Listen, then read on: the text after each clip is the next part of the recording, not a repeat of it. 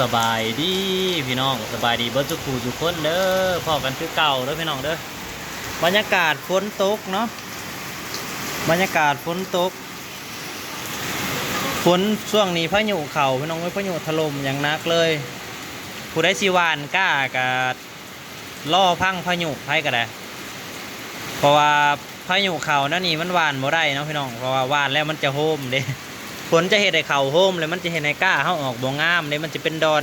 ไปแล้วมันสิบ่งามแต่ว่าก้าเฮาสองตาหวานล่าสุดก็ไข่แน่พี่น้องมันออกหน่อแล้วมันเริ่มเป็นหน่อขึ้นมาแล้วก็ถือว่ารอดไปนะนี่จะเป็นบรรยากาศอยู่เทียงนาหรือว่าอยู่เฮือนนั่นแหละก่อนก็เคยเป็นเทียงนาแต่ว่าทุกมื้อนี่ก็มีเฮือนแล้วก็อยู่บ่นี่ประจำเลยแล้ววันนี้ก็ได้เพราะว่าวันเวลามันก็เปลี่ยนไปทุกอย่างก็เปลี่ยนไปคนที่เคยอยู่นำก็สูญหายไป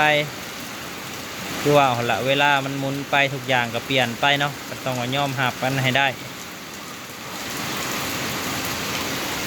ก็เหลือกันทำที่เห็นนี่แหละ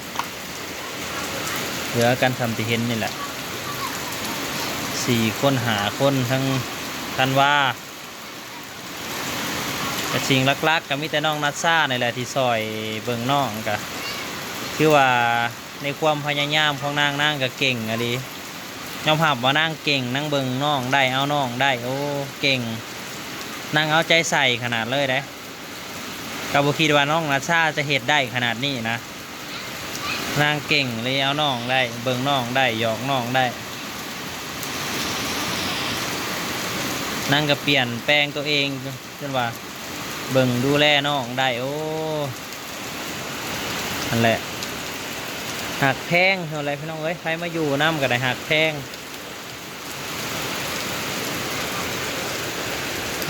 อะไรก็ได้คือว่าอ๋อละได้ย้อนรู้จักความ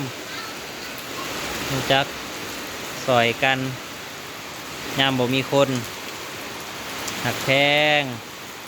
คือพ่อใหญ่อ้อยอะไรแล้วก็อยู่นี้ก็คือว่าแหละบางมื้อเล่าบ่มีข้าวกินแล้วก็มากินนี้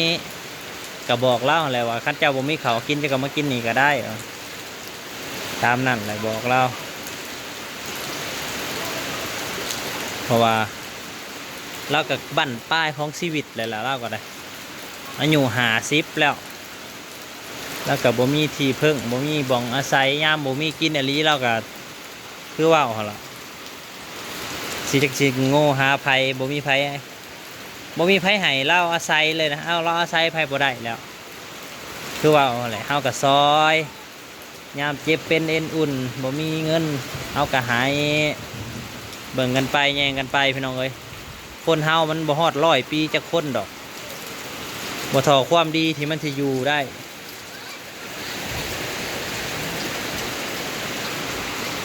เรื่องเล่าในอดีตเป็นอะไรกระสางมันเพราะแต่ว่าปัจจุบันเบิ่งแย่งกันไปผู้ใดที่ซอยเฮาก็ซอยคือว่าหันละ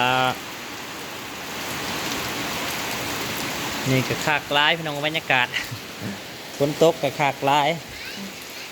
น้ำเต็มที่เดี๋ยวเมื่อคืนนี่ก็ตกแบบนี้ละเบิดคืนเลยพี่น้องเลยตกเบิดคืนตื่นมาน้ำเต็มไหเต็มคันเลย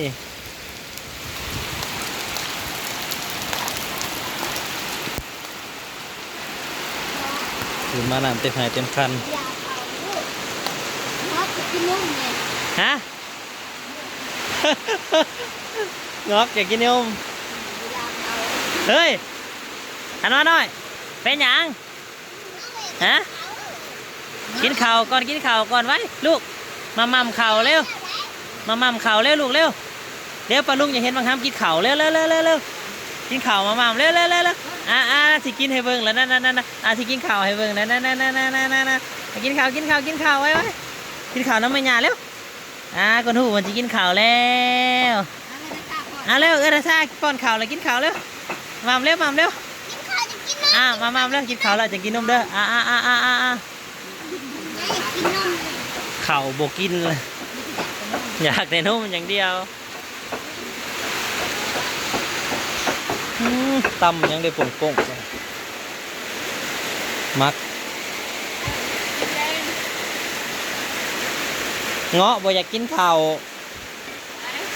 น้อยน้อยนั่นแล้วเงาะบ่อยากกินข้าวอยากกินนมข้าวบ่กินฮะกินแล้วข้าวนะเพิ่นกินแล้วข้าวนะเงาะอยากกินนมมันก้องก้นกูจูดอยู่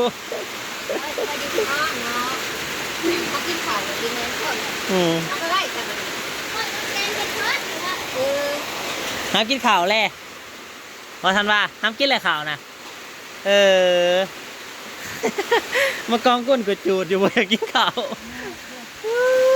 ทันว่าทันว่า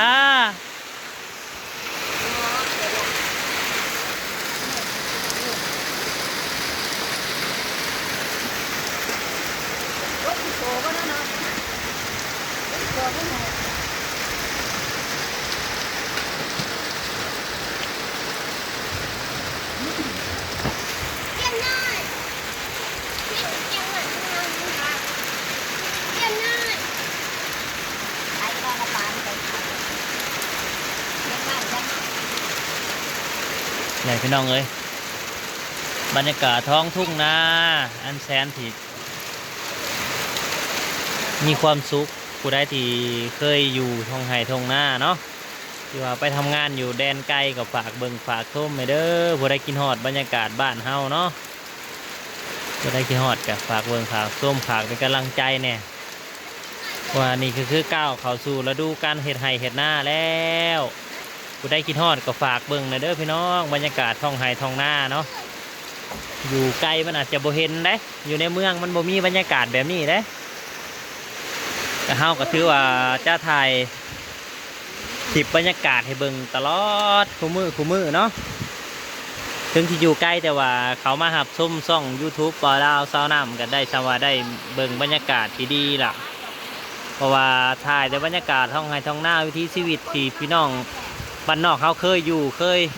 คยอาศัยเคยดำรงชีวิตเคยทำมาหากินนี่แหละมันคือวิถีชีวิตซึ่งบ่ได้ปรุงแต่งยังขึ้นมามันคือเรื่องจริงแหละกับชีวิตจริงเนาะย่ามเฮ็ดออกกับเก็บเฮ็ดนี่ย่ามฤดูกาลนั่นแหละแมงไม้ออกกับหาคุดแมงจีนูนแมงจุดจีตามตรงไห่ทงนาเนาะแล้วคือว่ามันคือธรรมชาติจริงๆโดยที่บ่ได้ปรุงแต่งยังขึ้นเลยทุกๆอย่างคือเรื่องจริง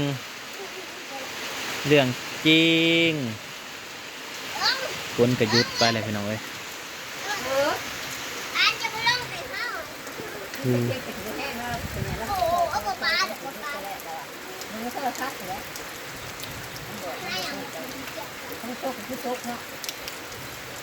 พายุลูกใหญ่พี่น้องไอ้ช่วงนี้ก็คือว่าไผก็ต้องรอให้พายุลูกนี้ผ่านไปซะก่อนเขาจะอย่างจะได้ตกกะเพราะว่าไผก็ยันกะโฮมเนาะมันบ่พอหน้าเด้ตัวกะโฮมใส่มีน้อยเด้มีน้อยเด้ยกมือขึ้นมีน้อยอยู่ใส่มีน้อยยกมือขึ้นมีน้อยไดโนเสาร์ตัวน่ะ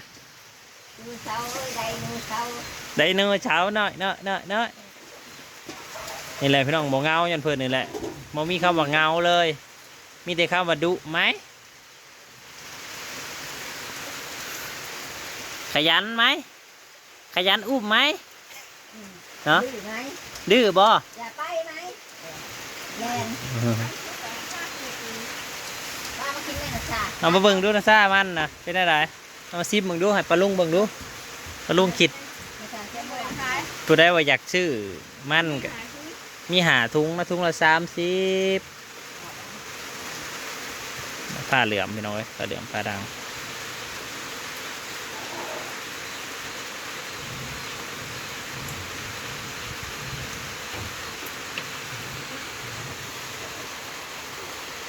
พญอยก็ลงเที่ยงหน้าเราเอารถไถมาส่งเรายืมรถไถไปหวานกะตาหนึ่ง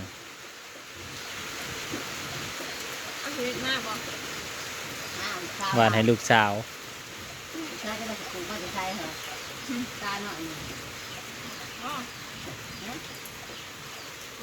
เท้าน่ะมันดังเลยอยู่น้ำเกลือเด้ พันกระเป๋าจากน้อง ออกอยู่แล้วคืนนี้ปลาขอเนี่ยสิไปทางไหนแล้วสิลงข้างหน้าให้หน้าไฮใหญ่เข้าไปจ้ะปลาซุ่มสีมันบกไข่นะที่อยู่ในแต่ปลาเลี้ยงเท่าแล้วตัวคาเดียวมึงดูพี่น้องหน้ามาอะไรนี่เต็มเลยผู้มันก็ไล่ลงให้หน้าเฮามันไล่ลงอยู่ให้หน้าเฮาให้สุดท้ายหมดลงเลยเนาะมันจังหวะน้ำเต็มที่อยู่นะ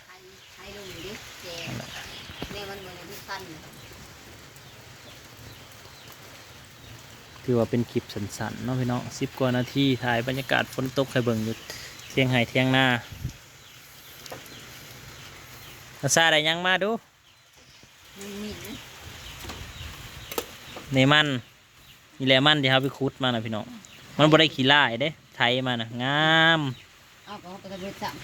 เน่าแล้วล่ะน้ำแซ่มันเลยที่ว่ามันฝนตกห้ำก็ยังเก็บขึ้นมาได้อยู่ เอาได้ซ้ำนี้ละมีแต่ไปเก็บมาหนึ่งเองมันจ้ากันยังห่อนอยู่กินบ่ได้ขอกันใหม่เด้อพี่น้องขอบคุณอะไรที่เข้ามารับชมบายบายท่านว่าบายบายเร็ว บ๊ายบายลูกบ๊ายบาย บายบายเนี่ยบายบายปลาลุงเนี่ยบายบายบายบายปลาลุงเลยเร็วจุ๊บจุ๊บเร็วคนหูเร็วจุ๊บจุ๊บจุ๊บจุ๊บจุ๊บจุ๊บจุ๊บจุ๊บไว้จุเร็วจุเร็ว ถูกไปลุงแล้วถูก โอ้ ไป ส ลุ น ง ใจเลย งานคนโอกาสดี